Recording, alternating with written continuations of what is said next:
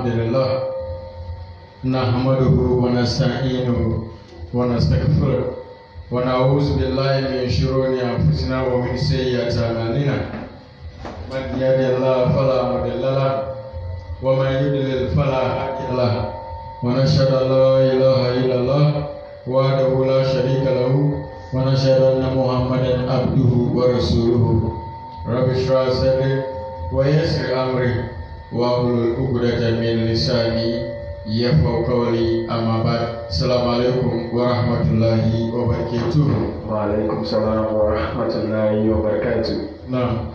Ena mi kide for the day kan ya sida ni ka ben me tweda po yakopon mo bro fo ro de fo ra onu na wa pese be sisa pe so wi no ma mo de mo de inshallah na wa tena kwa pro aba batwe and then ekuada, that is Wednesday. Next day na yin me do Wednesday na bakosam ene eba ye ba ba ka bakosam e pe ko Sheikh Muhammad sallallahu alaihi wasallam ene Islam ho na ya sani sana mo efritira na besi sa pa pe so we na ye ba be to aso na ansa no ye chia ye pemfo eye Alhaji Tijani. Yes, inshallah we gide sa wo hwe na se we de later Oba no wa share inshallah. And no more can you not so being go bibia. The challenge of Islam, the oneness of Allah, was no going inshallah. No, no, you have a as you know, and then yet tell him na a barber so. And that maybe I yet to write the treaty of Hudaybiyah, we agreement from Shema Masala, 1 day a year fresh. Ebusu kono ekoye rabra yakopon emane eyichira na also kono pilgrimage and I say hajj di kan wa bro free Maka our wesen ko Medina na ina enim en sama eko so ewa abra ko Sheikh Muhammad sallallahu alaihi wasallam na wowo Maka group atete sam ene ayakayaka de Islam for and I say Muslim for by then na eyasa kitwa na church eya sepumi ya kaza enutino eno ena ekoba ni se Nyankopon oma akwan ena ko Sheikh Muhammad sallallahu alaihi wasallam wo free eye efese Maka ena oko Medina no free Maka ko Medina no still na so for tata mo enutino eno na ma ko Sheikh Muhammad sallallahu alaihi wasallam ko ntoko edikan aye Badar ansana aye ntoko atosu mienu aye hu ntoko ansana the battle of the trench ebaye na ni na no egosi ye na ye pam aye ye friend say ejufo no mo ne ye ba bosonso fo kwa ya den se obeku ni Islam ye pam mo free Medina Medina bedani Islam 100% Islamic State ewo ana Nyankopon oyite ko Sheikh Muhammad sallallahu alaihi wasallam say afede emraso say o say otu abotu kontro kwede ko kai pilgrimage ewo ye friend say eye Saudi Arabia ewo ana ko fa nsam bebre e de ba ite wo ana ye baba president talking campo yes embre no be fiti e de amen now see the treaty of Hudaybiyah. I say a treaty ceremony was said the treaty of what Hudaybiyah is an agreement between two nations. Now, I see Quraysh had tried to destroy Islam but had failed. Allow God. I say Quraysh ebusu ekuono omaye de ometumi biara se omese eye Islam. Wa abra na ko Sheikh Muhammad sallallahu alaihi wasallam wo Maka. Wo moye de omebeye se omese Islam wo tata wo moye se obeku ko Sheikh Muhammad sallallahu alaihi wasallam ni na ngosiaga. Awa Yakobon tumi Yakobon ebo no bai. Ni na no ngosiaga se bi se na esomro Yakobon ensewo. Now, so the number of Muslims grew and their armies increased from 300 at the Battle of Badr. Allah Akbar. Yes, abagano chese omo asrafo no eko omanim ntoko edi nkan no omo yese 300 700 at the Battle of Uhud. Abra omo kokon Uhud ntoko no na emu apeja from 300 to 700 na to 3,000 at the battle of the trench. I say, na a crew a trench in Tokyo, na Asrafo, I can pass up my papa say 3,000. Now, after the annual fast of Ramadan, the Prophet peace be upon him had a dream, which indicated that the Muslims should go to Mecca for the pilgrimage. Na abra yeye apam tirano ayina awieye no. Ah na bosume Ramadan after say omukoko the battle of the trench asomdwe baye menemo kase eye Jewfo akonsa boni na eno wo ina badane Islamic State, that is Medina. Eje ho ane Yakopon wo yi kire Prophet Muhammad sallallahu alaihi wasallam say afei die sisi ade emre na so. Eje emre na so na die ese wo san kom Mecca na wo kwa Hajj wo pilgrimage. Now, I see 1,400 Muslims got ready to go with him on the lesser pilgrimage called the Umrah. Allahu Akbar. And you know, Abra Yakopon wo yi sa yi kire Prophet Muhammad sallallahu alaihi wasallam. Wo frɛ eye nesuafo ene kremofo ni na ede bomu ana obekira o se je Yakubu yi ye na kire me o se ye mbobo ye ho na ye start na ye boy Hajj ene ti no eye ye pese esuafo no mu 1,000 me wa entreme me wa 1,300 1,400. yes 1,400 sahabes o mu bobo ma no se na ko je ma sa sa e kan dia and your magic editum and it's no member of a pilgrimage. Now, see, they dressed in white and went on armed to show courage that they come to make the pilgrimage and not to fight. Allow God. No way na share. I tadi fita. Ah, we be dance say and one mutu wo to not aggressive for and will say. And yet, omo pese o ma be kun omo pese o ba be ye akotu konkron bi ma na omo koro ma fa any am and say any akodie bi afa nko kana omo sha ta de fita e bi ana say nya dia omo ba be kun no omo ba na so dwie omo ba be pilgrimage omo ba ye Hajj. Now, when Quraysh heard that the Prophet peace be upon him was on his way, they sent troops with Khalid ibn al-Walid to stop the Muslims from entering the city. Na abra Quraysh for omo ti se eye kremofo yi wo mo bo ma no bebre omo ba no e ho na Quraysh for omo esuma asra borika Walid wa Khalid ibn Walid. Yes, so omo ko hia ko hia ma masra asra me no kro for the say e mo mu tu omo nan ensi eye makapro mu. But to avoid meeting with this small army, the Prophet peace be upon him changed his route and led the men through rugged mountain passes. No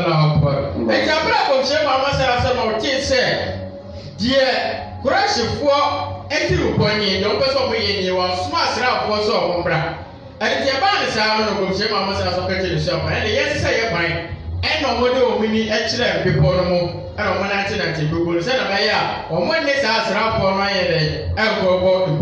Now, when they reached easier ground, he told them, "Say, we ask Allah's forgiveness and we repent towards him." But would they be here? Yes. And you know, abra omo kwana amko through baby na e ho no etre ye omo tumi ajo omo ahome na no ko chema mo sa ka kire omo se omo omo mbisa twetwe fitwe ni ampo yankopon ewo ene de nehu mobro. Now, south of Mecca, the Prophet's camel knelt down and refused to go any further. Allahu Akbar.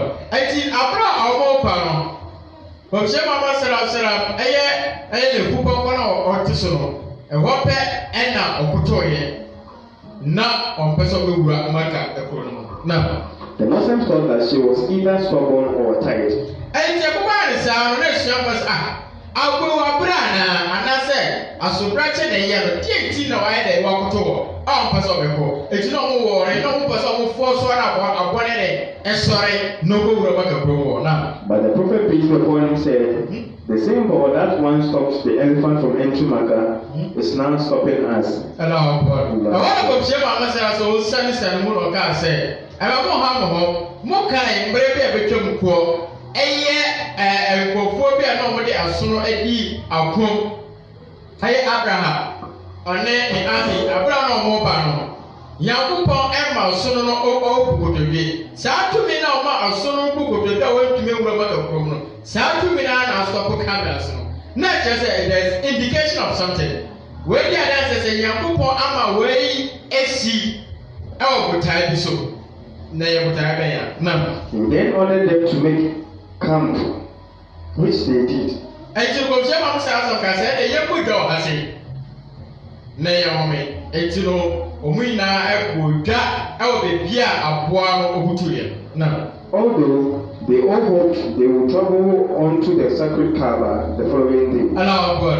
ɛnti asuafoɔ no nyinaa no ɔmo agye no pɔn sɛ kɔmhyɛ ma mo saa asɔ aka sɛ ɔmo home wɔ hɔ deɛ a ɔmo nim sɛ adeɛ kyi pɛ ɔmo ɛtoa so akɔ ɛyɛ ɛdan kronkron Abraham siiɛ no na ɔmo akɔ akɔsra no ɛwɔ asomdwie na on setting up camp, the believers were dismayed to find instructed a man called.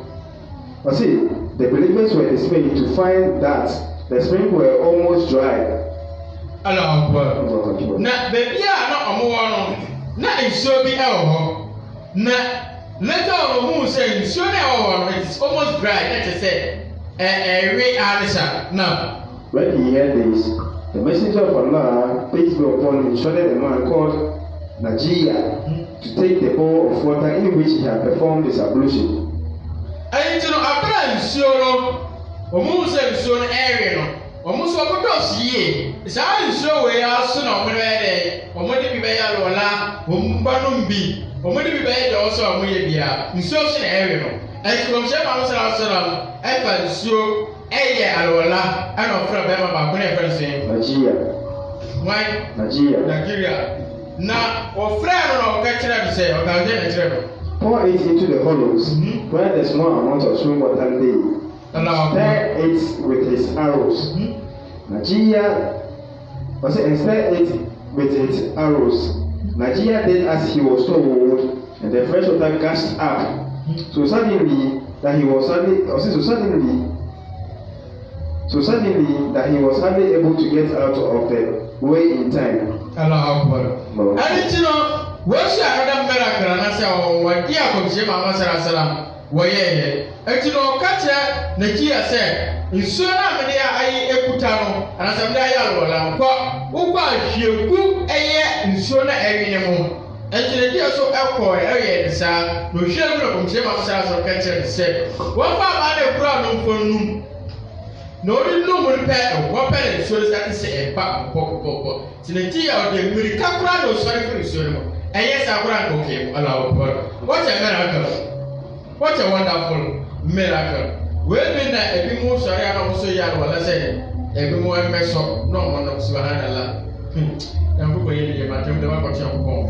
And to weigh a miracle from Shema Masarasram, why, that is when they were going to Umrah, first Umrah. Now, messengers were sent to Quraysh to tell them that the Muslims had come to. The Muslims has come only for the pilgrimage to worship Allah at the Holy Kaaba. And the Shema Masarasram was Suma. Yes, many so we can check correction for the said. Bana Mobayan to come on Papa Kunevi. No, by sir, woman Baba, your Papa yet to walk and so pay Hajj. No mas no me and Pupo, no mas and wait to put in mobile. They come in peace. And you know, smelling the echo. Now. And that they wanted to enter the city peacefully, but Quraysh took no notice. Finally, the prophet's son-in-law, Uthman ibn Affan, a wise and respected man, was chosen to go, and the Muslims settled down to wait and see what news he would bring back. And you know, Abra, from Shema Masala Samo, Suma, and a shady Babusa Wonko. Woko, actually, you know, no more cancer or Beba, no more to Roma to Kumo, and so all that me here, Baba. No more to Roma to Kumo, say a way of man, on what would you make it? The day see Abra more channel, no better. And to Shema Masala was smart, what was a weapon, Usman, ibn Affan. Yeah, and you know, Usman so get to an amount, and also Okoy. No chair, no now. After they had waited a long time, the Muslims became very worried At last, they decided that he must have been killed. You know, Abra, na Usman, Onyama, and Wakuma say, Nana, I can't a bar of which say, hey, and Kurashi Fono, Usman, and it's not home, Papa. No. I say a state similar to that of revelation that came upon the prophet peace be upon him. He gathered the Muslims around him under an acacia tree and asked them to swear their allegiance to treaty of Radwan, which means paradise. Allah Akbar. I didn't know. Come say, Mama said, "Who said? Also, no come say, Papa." And our boy, your friend say, "You show for me now." And I'm gonna say, "I'm going to pay. As I'm paying, I'm going to say, I'm going to pay Aljanna." Bimana, now they were prepared to say. So a few minutes, and that's a few hours. Sir, Usman, one body out, one go room. Dearest Diane, AC, says she are on mobile mamma could be a bamba. That is why I'm Jim Masalasoro, or Ma, or Mary, a swear, sir, I swear. Now, he gathered the Muslims around him under an acacia tree and asked them to swear their allegiance to him, which they did. This part, which is mentioned in the Quran, became known as the Treaty of Radwan, which means paradise. Shortly after, Uthman ibn Affan returned and the Muslims were relieved to see that no harm had come to him. No. It's a bra, some go a young on board one now, or make a penny now, way a sorrow. I check and won't say Usman, we eat tea, Eva. Now, Usman by no brother do your name in Charlie, none of so, Nippy Biare Noa, I can't. Now. Some Meccan warriors tried to attack the Muslims' camp. Some Meccan warriors tried to attack the Muslim camp, but were captured and brought before the Prophet peace be upon him. Now, answer, put out no more a fence camp one. I am Macaphone be SC, several public two Asher a for so a good. They have charged yet your mom. And I don't win a pipe of Shema was also in him. Who forgave them? And you know, when the Bible Jenny, and no, from Jenny, or your worship, I don't know money at all. When they promised to stop attacking the Muslims. Now, from Jenny's, from Shema was ourselves, who jail mono, and Janaso the jail when I say, oh, I chop, I don't say, a young baby, and Yadia, over 2 a.m. for SMU. I don't ever ship my myself body, the body, or body and tongue. When the others of Jema myself, so we would he was man of peace, man of what great sense allowed word. Now, soon after this, official messengers came from Quraysh and talks began for a peaceful settlement. Allowed word. Now, where to run check and a Quraysh was almost summa. Eye omukrofo amomobaye se omoba na omone komje ma masara soram abetina se na omo ayede akansam na a man called Suhail ibn Ammar was sent by the Meccans to work out a treaty. When the Prophet peace be upon him asked Ali to write in the name of Allah, the most gracious, the most merciful, on the top of the page, Suhail objected, saying, write only Bismillahumma, in the name of Allah. I don't know him as Al-Rahman, the most gracious, Ar-Rahim, the most merciful. I didn't know, Sabe, we are correct the first man of Mumbai. Suhail ibn Ammar. Now, I didn't know, or buy a say, I'm a bar or the other name. Me paying for us, mammy, Sam. The Brahma Banner said, no Baba now, not me no idea, some beer, and she say, oh, crack castle. And to go to myself of Fred, a worker. No, from worker, I say, for grata, na ye, as some beer up on my, you know, 2 years, and then your friend say, a press for a deal. And to know a war and a alley or find a pen or find a book. I know, Bismillah. Bismillahirrahmanirrahim. And what I am creation, you see, baby, one idea onim bismillah bia o do ni ma na bismillah but Rahman na rahim de monim adipro entina ya dia o bepne amoma kire Allahu Akbar na dele sie. The prophet peace be upon him agreed and dictated that. But the prophet peace be upon him agreed and dictated. This is a treaty between Muhammad, the messenger of Allah, and Suhail bin Amir. Stop. Cried to him, I don't believe that you are a Rasulullah, the messenger of Allah. Allahu Akbar. Now, what I know from Muhammad sallallahu alaihi wasallam Ali, so si jaya o le jaya. Na o le tire. We eya pama eda eya me from Muhammad sallallahu alaihi wasallam ko sumedi ente ane Qurayshfo.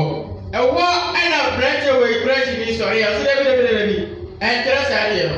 E bi se me njin dis o ya ko ko me did this away and go so many. It is added and there also. Allah.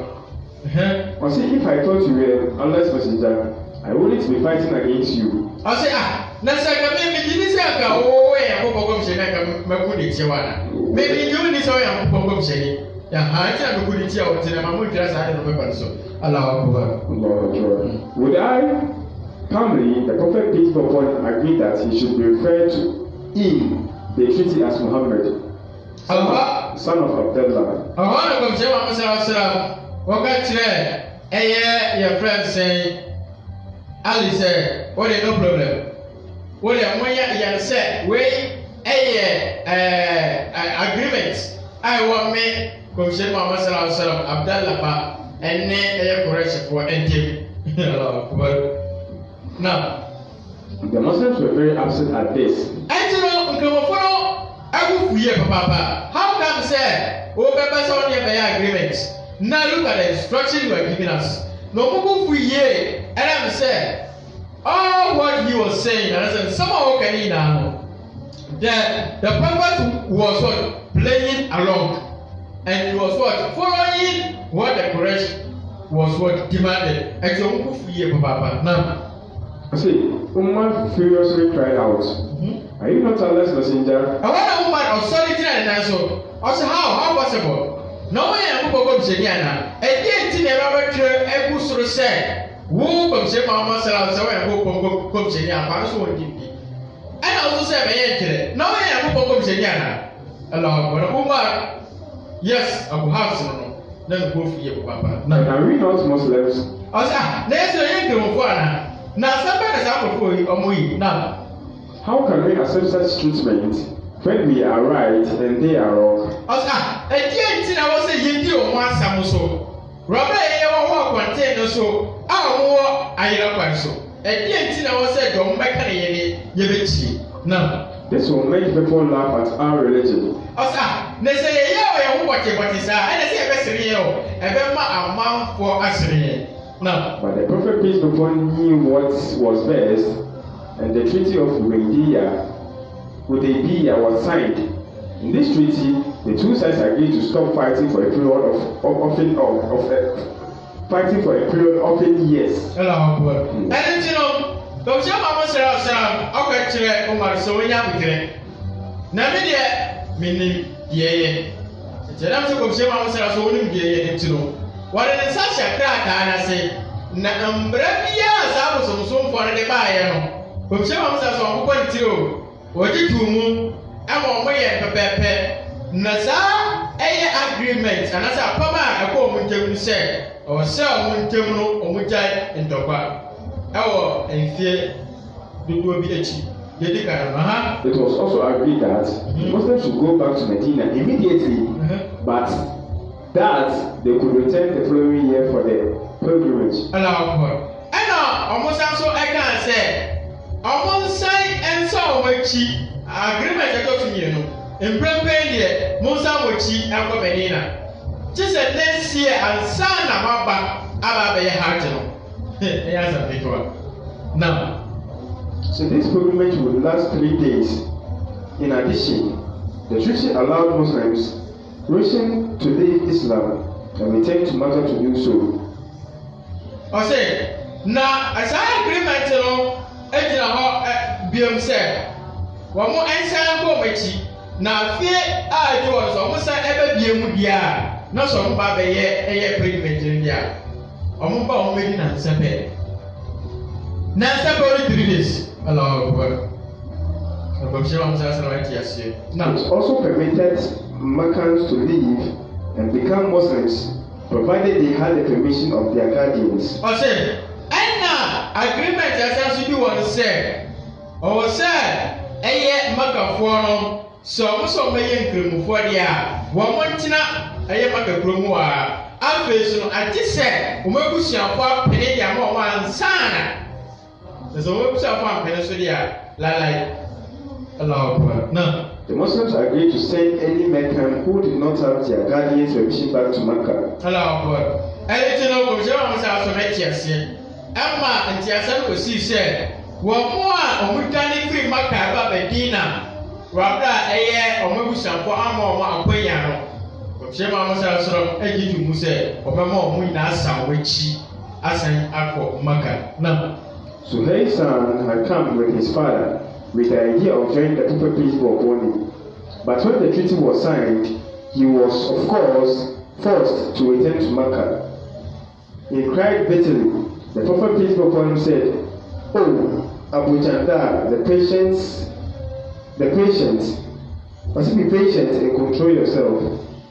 Na, Abu Dajjal, no so no ya kwala bakwa anase nipa bakwa no so no o free Maka Pro au Medina o godane fensin o kramani na dia o mne se o jama masa sa pro o duru ye no e no ka kire Maka fo na o mutani free Medina Maka ba Medina no ka kire o se sia no apama ya kwani eni tro bia nsan empo ne fie enti abuda ja ye obi a osuye papa ye ya amana kuma ina ehye Emma no osuye baba ma ko shema masara sara ekro ko so wene wonya abutere na Allah will provide relief and find a way out for you and the others like you.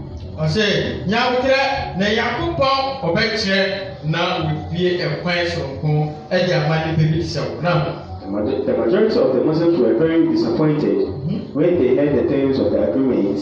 Na gromofo no omu bebre omu fuye papa pra wo mote saa apamana na sa agreement na so ewo ye pense fresh and Muslims nke omakuma say ye papa na say it seems like almost instruction and the phone so but no knowing say Allah know the best now and thought that it should not have been accepted. Now what I said na eni kwa say ke komshe ma masala sa kora sa agreement we go na eni kwa say ko chi etu na they did not realize that this was in fact a great victory for the Prophet peace be upon him. Allah Akbar. Na o man bian ko etu say sa apam ya na sa agreement we na ye komidie kese e de mai komshe Muhammad sallallahu alaihi wasallam na which Allah would later confirm in the revelation. The agreement made sure that in the following year they would enter Mecca peacefully. Nti hono Yankopon esane e di chego shema Muhammad sallallahu say ema bibia ha no e kurudie ma no na afia di wo no mboko ko wura e Mecca krom e waso bie mu ala okbar na se we di ana sa hyewe na Yankopon hye e di na one e ko ko di wo no pe na ko towe e se Yankopon say mbra no so na se mu ko de bi se da mbra no so mu ka ye na ya agreement bia and was walk here and mama Islam Allah Akbar. And to the Nigeria for a premier of finding yourself in some situation. How says that situation is going against you? Nyamutre. So who to an amobi, none more the people a bread people of also. Everybody is against you. Humble yourself, play along. At the end of the day, you be one of the what winners Allah Akbar. Some pepe. When is Shani Bakwan, I was saying the Paisian a problem. Now, and in time would result in Muslims becoming stronger and more respected throughout Arabia. Allah Akbar. Now, Kupa say, and then Bremono, in Islam, and I say, before Umba by Papa, our Arabia Empire. Now, At the time the treaty was signed, the Muslims could not have foreseen that the number of people who would travel to Medina to become Muslims in the following year would be greater than in all the years before. And you know, Abra was signing that agreement, you know, and the Mufan, the Women's who said, Sir Alfredo, Ebano, so, Omes or Moko, many people don't have an outcross of a chain, dear Angano or Moko. Now, before the Muslims departed, they followed the Prophet's example of making sacrifice in either shaving or cutting their hair. Even though they were unable to visit the sacred mosque, their pilgrimage was accepted by Allah because it had been their true intention. Allah Akbar. Now, the woman said, and you know, where she showing that the dinner or prayer over one now, so almost sign or mention. Shema Masara, the Kobasa, who you said, when we had a way on one for the year, and we have sacrificed no we or we tea. Now, what was up to say? Apart from Shema Masara, said, when we just say anybody so move no we you, Mutino, or Marco say, Papa, what's it? I'll say a room never way. From Chelsea, Yantio, nay, young woman, say, Papa. One person pay you with tea, and couple of days of Shema was a day about the year about home. Also, consider I warn Papa. Nay, and chain. And now, our son said, Come, Jenny, the dear apostle said, Dear Cosine, a suffering in a wolf, as summer and I said, you make a chance of me a person pay. Miss over you, Muti, no way sacrifices in a mayor. Nine side and go Medina. Number probably a person of some penny. A war end up of Jim Amos and the catchers of saying, war started, not for blade coat. What's that so you tear or maybe allow power? That is some of the brain, power brain of the human. And so, by way, and it's also way to go Jim Amos and no Jim Amos and Tiasse. And the problem is that blade, and as I did the card it before I make of Jim Amos and TV, you go for no. No, sir, for you, or Mutini, allow power. But why you Mutini now? And after that, you know, and we all sacrifice and almost our which is over Medina. Now, Yakup also edge or body to move, and my Yakup any more said, no more. And can't chase on over walk ahead. Umratisa, and I want to Yakup to wish us so anymore. Now, on the return journey to Medina, the victory chapter of the Quran also reached the Prophet peace be upon him. It begins in the name of Allah. It begins in the name of Allah, the beneficent, the merciful. And you know, Yakupo is saying, I be a dancer, so we get them people. We tell with Shani and in the Shia for us. Now, surely we have given thee, O Muhammad, a clear victory. I said, the bread, make the down for Yakupo, made them put him here, and then they pay at the amount. Now, that Allah may forgive thee of thy sin. I say, now, Yakupo and the bunny ever now. That which is past, Banya, a two, and that which is to come, and everybody of Baby Yakupo saw the two. Now, and may complete his blessings upon thee. Now, Yakupo said, remember the Shirano a year pay also, and may guide thee on the right path. No, I was also acting on a part of a chain so. And that Allah may help thee with mighty help. I said, Yakupo also about wow. Oh, dear, and more day. Now, most of those who left Makkah to join the Prophet peace be upon him without the consent of their guardians were turned back by him as agreed. Until Mama said, so go through a year, Medina. And now, more Makkah, Medina sooner. One more canny, Eba, if you make about Medina, Mama said, so one more most a sound with she. So send the agreement and see Pepe allow. Now, did not in fact return to Makkah, but live instead in groups along the seashore. Allow. Now, some prophet say, hey, say ever sign a cheap, I'll come back a grow moody, Lala, Yanko. About them, Shem just our prophet pine said, says, yeah, the boss about where you see. And pressure for on what the agreement by Yajatu. agreement ne ba ko ne se wo a udani from Maka eba Medina ala obusuani bia anja ntumu no omo se yensan ma mo nsan promochi enti mo de monko na sa agrofo ya ba ko se ma mo sa so jo mo kwan omo se de bi enya de beko ana onko ka ko TV ana onko bo masesa wo yes omo ina se de bi awosonso pro enya de beko obi enti onko ka ko TV so enya de beko omo anka Medina omo so omo anko Maka ana omo ka the middle of the way. Now, the day I'm here. Then they were joined by others who had left Makkah. But these groups began to endanger Quraysh caravans which were passing by and disrupted their trade because of this. Hello, but you know, I'm for a while, we didn't kind so I'm some castle or Monkon. Almost so I say, a car or one almost so free. After now, I come to like a song. Oh, Sabram, quite umrano, consider my limited kind of uncle. And so Zaba for Uncle Super. Omonko, Anna, consider my mother, so Elko, Medina, look at your more market begins almost so much Elko. And as I would be a couple and a TV. Now, you went away and said, so we always say, and yet, your friend said, Rush for our Kodika, or mood of caravan every. Twema no mo tuasha so enye do me do no mo dey no ma jinoma no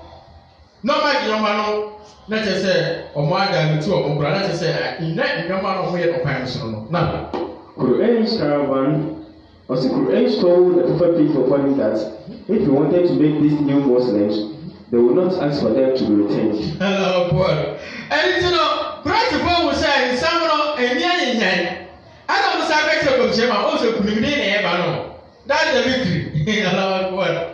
And now, Christ for character of James, I said, from saying, yeah, this year, and I say, you push your phone, I can say, on one sign brown. Our was on brown, Mama. How much is a question? Nobody in the answer people. And yes, sir, what the opera, Mamma song, which in Bramina, what they talk about. Yamane say, Mamma sign brown. Mrs. said, the moment no one say any grandpa time. And you know, when ye Momon sign, Ambra, ye Medina, a Gronosu, Allah. Yes. The young man, therefore, joins the Prophet peace be upon him, the people in Makkah, and Medina grew more at ease with one another. Allah. Now, what was our way? She, Alco, Medina. I'm on what tonight, a word, a subject, my soul. No more the young men from the seashore were shortly followed by those Muslims who were still living in Abyssinia. Now, Abyssinia, Microphone be so as I saw a cow among Ba, a Medina, I said, Medina Pro out for man, Microphone.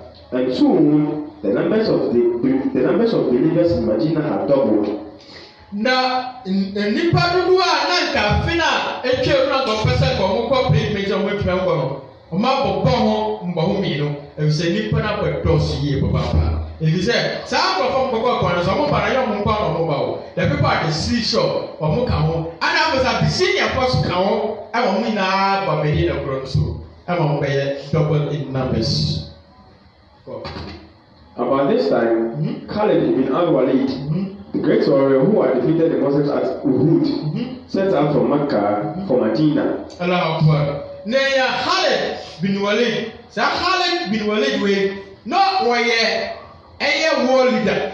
And war leader papa. Wono ena abra kumsema mosala so mko Uhud ntokwa.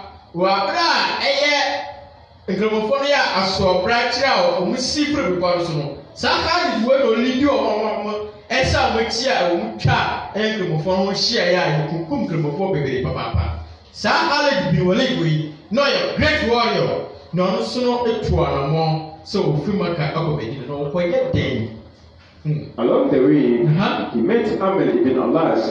Na all kwano and share branch about Amr ibn Alas. Now the clever speaker who had pursued the Muslims when they fled to Abyssinia. Allah Akbar. Na sa Amr ibn Alas we no also we obi on ka say baka ya bako so be twom kwa ye kan no. Abra ko shema mo sallallahu alaihi wasallam ye ka na o ma ɛyɛ ne suafo no bɛdi nkan kɔ Abyssinia no saa amadwei no ɔmo na wɔn kɔɔyɛ a wɔn kɔ so wɔn kɔ confuse ɛyɛ yɛfɛ sɛ Najashi sɛ wɔpam kirifoɔ no saa amadwei nso na ɔno nso wɔtu anamo nso ɔno nso ɛkɔ Medina ɛti no wɔne yɛfɛ sɛ wɔli ɛkɔ Krashie na nkɔmɔ bɛ na wɔdi yie na botaa bɛ nti ɛna ɔmo kɔ Medina ɔmo kɔ kunkum hyɛni anaasɛ ɔmo kɔyɛ deɛ na.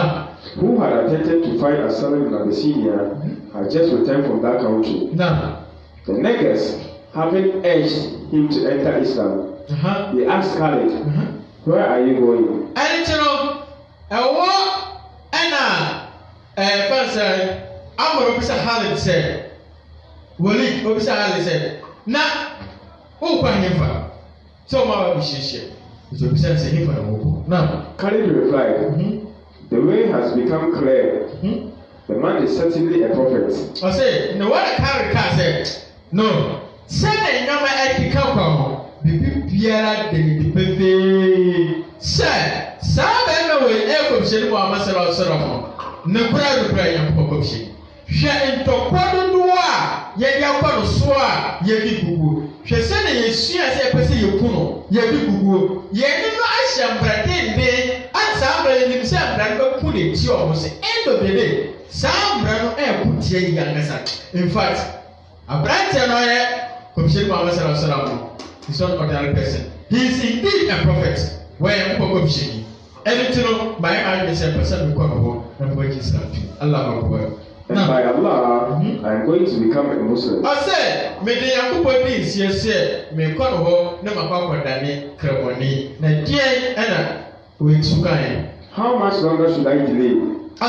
Well, not when you guys have a king cancel. Be pierced, people say, wait, come to my become saying, after so, Islam, so a super king of Kupo, and you was a pen so. Amen. Ibn Allah's answered, and what an amber so, or you know, said, I am traveling for the same reason. I said, well, I say, you will say, Miss, but I am so me to find you. So, what I do when I'm so any association into a way. Now, so they both traveled on to Medina to get the Prophet peace be upon him. And now, more corner of Kapomuno, or more Kika Monsam. Hey, wait for you. The same you put here from Ship Masala, and here is it. I think you would pray no, would you go one and to the both travel together. The two men were, however, worried about meeting the Prophet peace be upon him. And you know that a young way, Papa promised you, but dear Popo. She has something so good I did take up Ship Masala. Eh? Well, you probably say, Media, Kuma Kumu Brians and Kitwa. Then say, yeah, we are somebody about kind of Brian. Because of having fought against the Muslims in the past. I'll say, never met you about many about put a tear for us. As I said, Miss Rope to come say, no, to me now, waiting my two. Therefore, a man came before Allah's messenger. And you know, Amar, when you could draw a Kuduriano, and no cook of Shima Masala. He said, I don't make a say, "Oh, prophet, oh, Yakupo, Sheni, will my past faults be forgiven?" I say, oh, and Yakupo, and the Pania, my children of Chamiana. And no mention made of what has gone before. And not one kite, the eventual Biamana. The prophet, peace be upon him, replied, And one of Shima Masala, Boyina, said, Amen. Amen. Islam wipes away everything that happened before. Oh, to us, see how funny are you coming now? I'm going to want to Allah. As some of them was a picture. Or some of the Samuel and said, so to us, see how young people one away in that picture. No. As that's the Hijrah. Now, a year after the signing of the Treaty of Hudaybiyah, the Prophet peace be upon him was able to lead 2,000 pilgrims on the Umrah. Allah. Now that says, I'll go for Islam too. Our fellow Suyan from Shema Masala is Siafua, one of them, and only about 2,000. Allah to the pilgrimage. Yes. Now, one more Panayasa, it will be see. Quraysh vacated Mecca and watched the rise from the hills above the city. Now, what was Sabaka? You come from our shop to do say, I want to win free. I am a group rush for the mother of put up a parcel. A moment now of one so. For 3 days, no more share, believe me, general from about the or more back in tea, I don't would die a year, cover any man a year for now. The agreed period of 3 days was observed. I don't know, because some of us are so there, or boy, in Damian, Sana, any man, or not, and never cook but also, where you need a pepe. No. I say the agreed period of 3 days was observed, after which the Muslims returned to Medina. I say, no, 1 year and Damian, Sana, we are on the sound, which I call Medina Allah Akbar. And I make it for way and agreement. Of course, so our uncle for any air so for a person for NTM. The end of the day, one more of the agreement in the Bible, the prophet did not suggest anything. Everybody did ordained as a prophet to Brown. He said, no. I want to ask you. They cancel it. Well, try the name of Allah most gracious, most blessed. Was it any? This in life, man, was it any? Corporate and Brown, they prefer what they want. And after that, agreement on one person by it takes against them. That is just Allah, the wonder of Allah subhanahu wa ta'ala. Allah Akbar. Jacob Yemen Papa. And she and now was a Bessia, and Yabepa, and next week, you went to our soul. You church and walk for one boy now. What person supports our program way? Never remember life. Every Wednesday and then Saturday, we went to me as sponsor over this mobile money line 0241 500-523. Inshallah, be using light to Allah. And I'm going to pay on China Friday. Your Garba Road. Yabako Garba Road. Yabako Sanis and Yakupan Semo to who are Utia Piano. Yakupa Fiada way, Friday way, Moment show. Yabu Sanis and some Bob Bible Quran and this. What was the business and a queen at the book? Open debate a comic book. Yano may debate I for sword and Garba Road. Yababa Bekasa. After Islam Sumo. After Saboson Smafasha. A man for a year or more would die Christmas. I was on Smafasha. A man for a you know, Yababa Church. A year niggas I was on Smafasha. Bible Nekan. Some person who said, a young person, Christmas I was on Smafasha, and I say I was on Smafasha. Share your Garbo, Inshallah Friday. Yababa says, never for sword and we ask myself at the Buddha. All your questions will be answered. More we share life no so no more share no be any and share. More sponsor and share papa. Alaji Tijani. Yes, America papa we grandpa my body deep up Tibia. What one nobody papa or did you make your strong? Yes. And you know, there be a papa man say a couple man or dear morning. One man attended to Ferdos. We be out in some person they didn't share no for so from we ask Masia and Buddha. Yes, Alaji.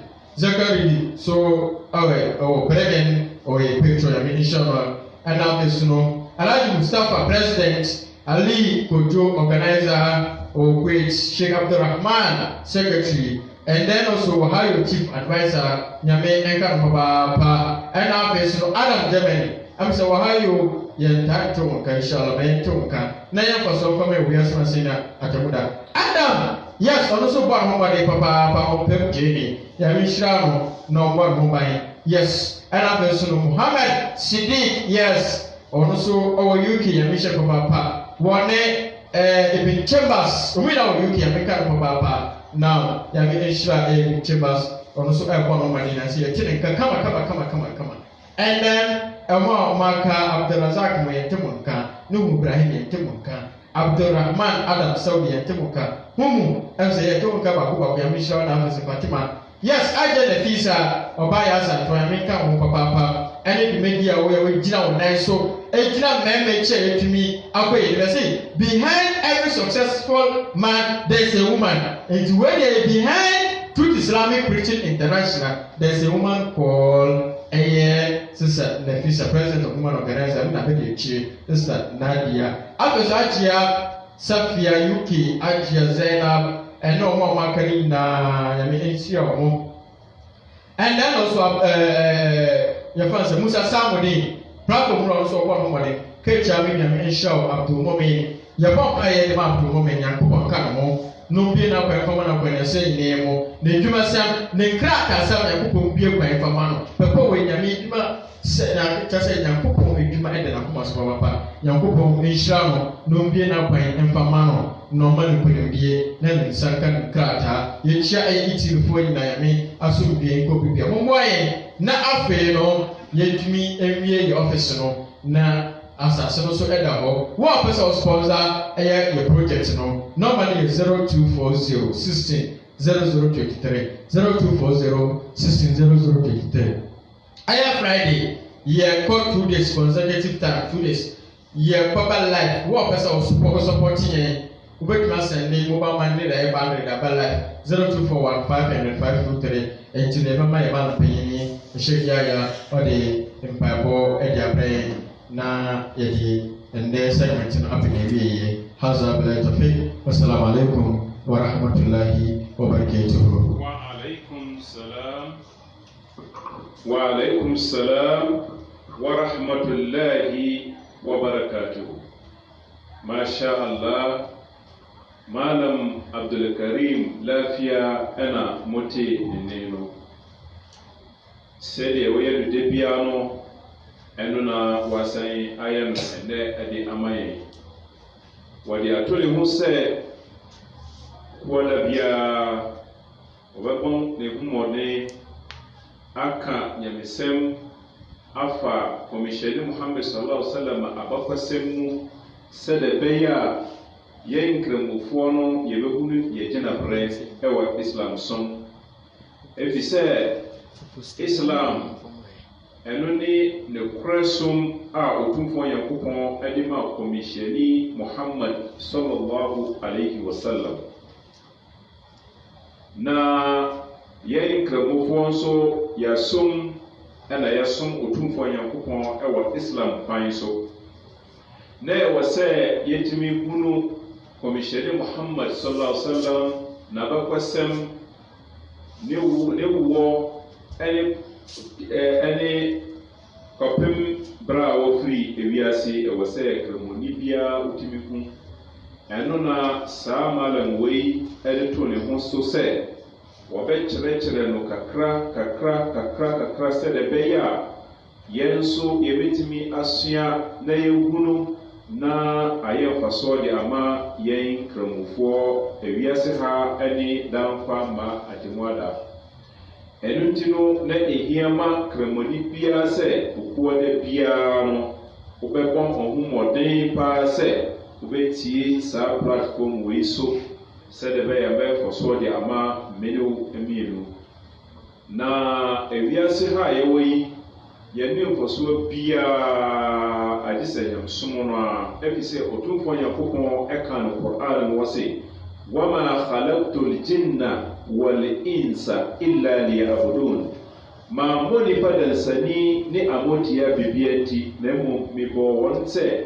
yemme somme na butaye wenti ɛna otumfo Yankopon ɛfa so ɛbɔ ni padansani ni amotia ɛba biase Yankopon anka aboasem Yankopon anka mframasem Yankopon anka ewiasem na munno Yankopon eka se nipa ene amotia Yankopon se wobo yen se yemesom no enunti na ewo se nipa desani uba wiase a ewo se otum obesom otumfo Yankopon na uba wiase na se onsom nyame na obefa wiase a wan kasa wojijiriji kan huse o brekuum ewiase ha ni atimwala sana otumfo Yankopon akan wo Qur'an wase wa man yabtaghi ghayri islam dina falan yuqbala minhu wa huwa fil akhirati min al khasirin wa fi wase obibiara a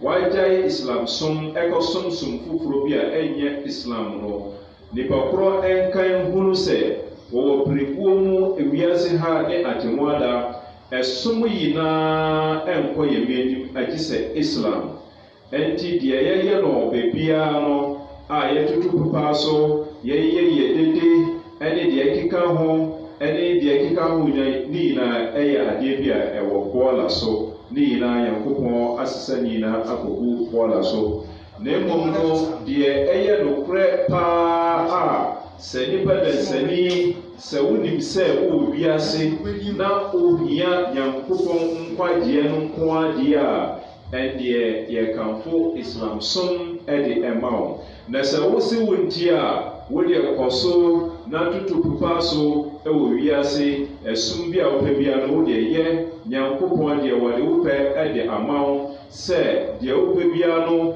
wobɛtumi ayɛ na mmom no daa wo nkra wo nkwa no ɛbɛso no Nyankopɔn se saa da no ɛnyɛ adeɛ a wɔde miti baako koraa ɛbɛkyɛw wansan fa bi ɛnka ho na ɔbɛgye wo kra no afiri wo nkyɛn wɔ hɔ na wasan aba ne nkyɛn na woba ne nkyɛn bia a ansa na Nyankopɔn ato ne bo ase no wɔ busaw wase makoa mesoma wo ɛwɔ wiase anaasɛ mebɔ wo ma woba wiase na wobaeɛ no mese somme Otumfoɔ Nyankopɔn na wosomme a heaven ni na wansomme so a abonsɛnyam ni enti menua makoa enti wobaeɛ no deɛ na wɔbɛyɛ wosomme anaasɛ deɛ na wɔbɛyɛ wankasa bɛyi wano sɛ daabi mansom Nyame o mebaeɛ no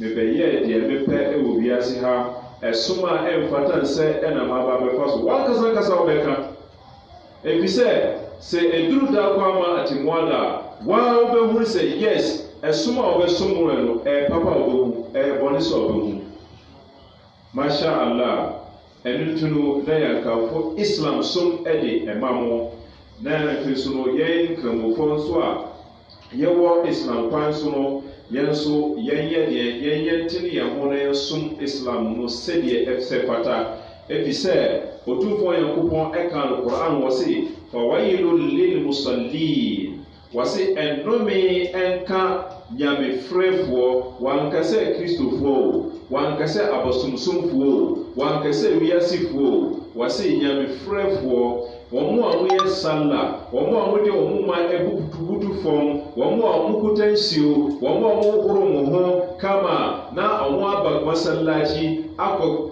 frɛ Nyankopɔn na wɔn de Nyame din Allah no ɛde ɛsom Nyankopɔn no Nyankopɔn kaa sɛ wɔse fawailul lil musallin wɔse ɛnnome ɛnka saafoɔ no ɛna Nyankopɔn ɛtoa so ka sɛ wɔanyɛna hɔ a wɔse فويل للمصلين أنا يقول بطرس الذين هم عن صلاتهم ساهون وسي na ɔmo a saa saafoɔ no saa ɛnome a ɛbɛka saa ɔmo a ɔmo yɛ sɛla no ɛno hwa mo ɛne ɔmo a ɔmo de nyamesom no ɔmo de nyamefrɛ no ɛredi agorɔ sɛ woyɛ kramoni na wosom Nyankopɔn na wode di agorɔ na sala no woyɛ no papa na wayɛ na wayɛ bi na wagya bi na wode di agorɔ tam so a ɛwɔ sɛ wosɔre yɛ sala no wosɛ dabi w'adwuma na hiaw tam so a ɛwɔ sɛ woyɛ sala no na wɔ hɔ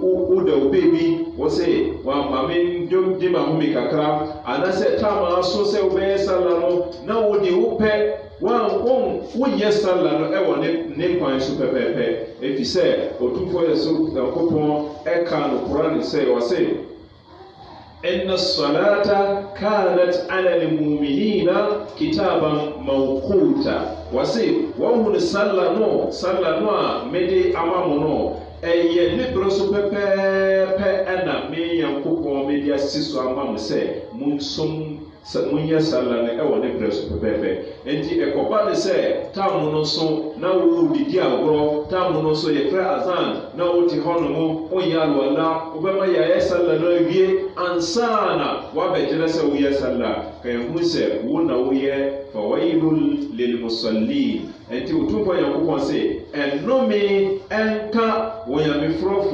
nyamefrɛfoɔ a ɔmode ɔmo nyamefrɛ no ɛredi agorɔ no na kyerɛ sɛ wɔn a ɔmo mfa nyamefrɛ no ɛredi agorɔ no wɔn mo deɛ Onyankopɔn se wɔagye wɔn atum a wɔde heaven ɛbɛma wɔn na wɔn a wɔn de ɔmo nyamefrɛ no ɛredi agorɔ no wɔn na Nyankopɔn sɛ ɛnome ɛnka wɔn rɛsɛ sɛ nyamefrɛ no ɛnyɛ fa di agorɔ yɛmfa di agorɔ ɛnti sɛ woyɛ Islam woyɛ kramoni a kan hu sɛ brɛ no deɛ wobɛdi so pɛpɛɛpɛ ɛbɔ 1 ana 12:30 to 1 no a na wa make sure sɛ wopɛ baabi a bɛkɔ akɔyɛ sallah ɛbɔ 3 to 3:30 no a na wa make sure sɛ brɛ no aso bɛkɔ akɔyɛ sallah ɛbɔ 6 to 6:15 no a na wa make sure sɛ time no aso wobɛkɔ akɔyɛ sallah Isha so ɛbɔ 7 to 7:30 to going to 8 to 9 no nyinaa no ɛyɛ Isha yɛ brɛ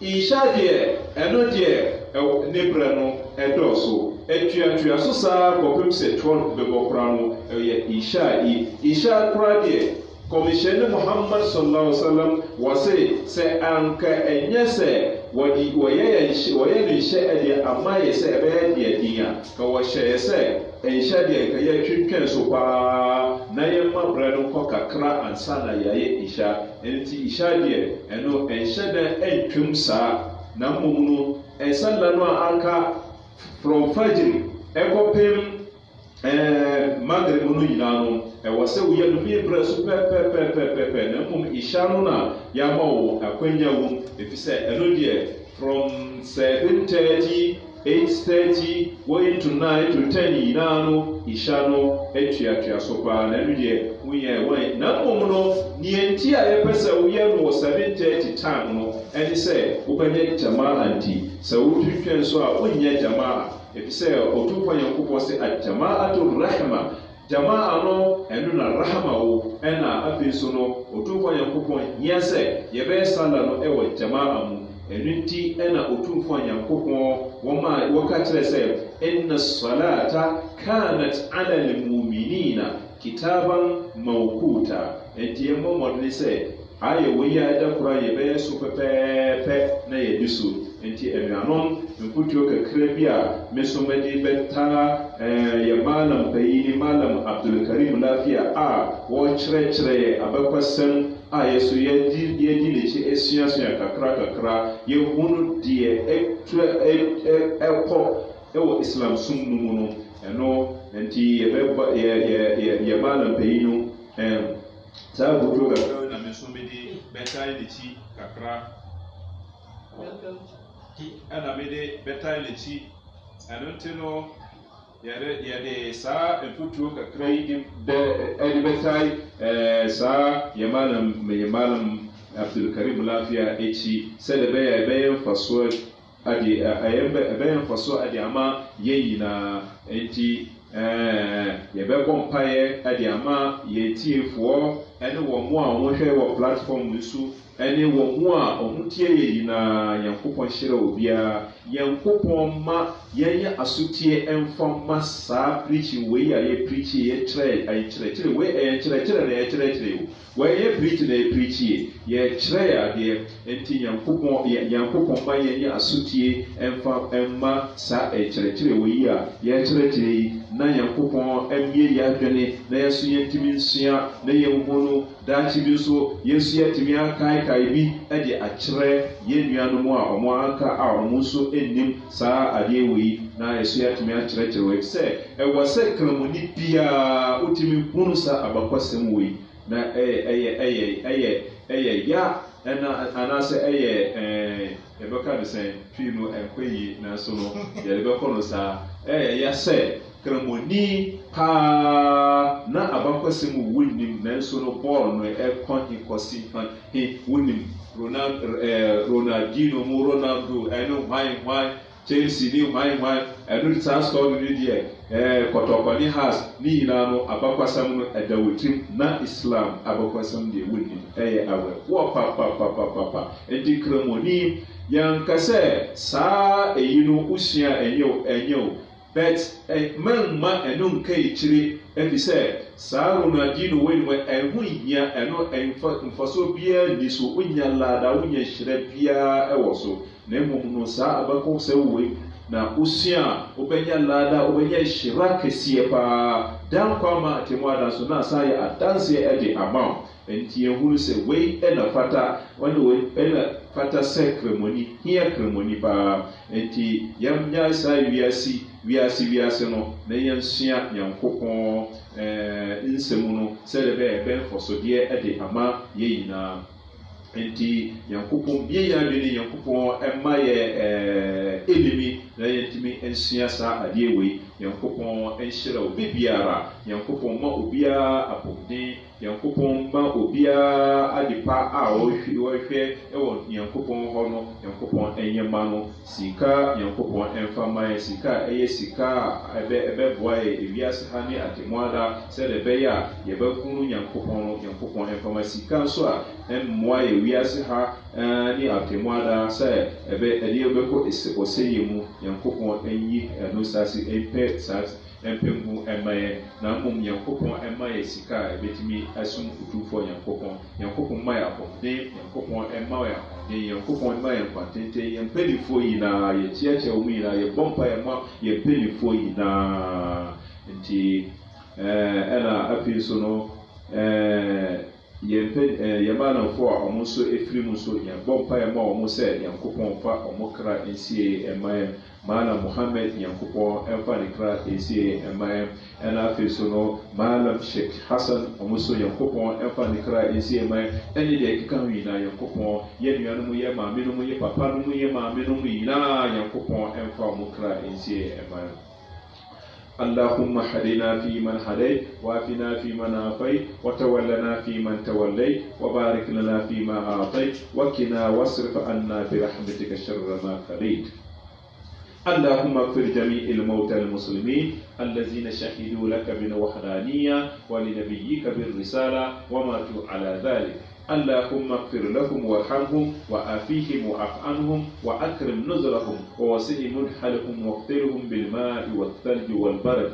ونقه من الذنوب والخطايا كما ينقى الثوب الابيض من الدنس برحمتك يا ارحم الراحمين يا رب العالمين ربنا آتنا في الدنيا حسنة وفي الآخرة حسنة وقنا عذاب النار ربنا آتنا في الدنيا حسنة وفي الآخرة حسنة وقنا عذاب النار ربنا آتنا في الدنيا حسنة وفي الآخرة حسنة وقنا عذاب النار اللهم صل على محمد وعلى آل محمد كما صليت على إبراهيم وعلى إبراهيم وبارك على محمد كما باركت إلى إبراهيم وعلى إبراهيم في العالمين إنك حميد مجيد سبحان ربك رب العزة عما يصفون والسلام على المرسلين والحمد لله رب العالمين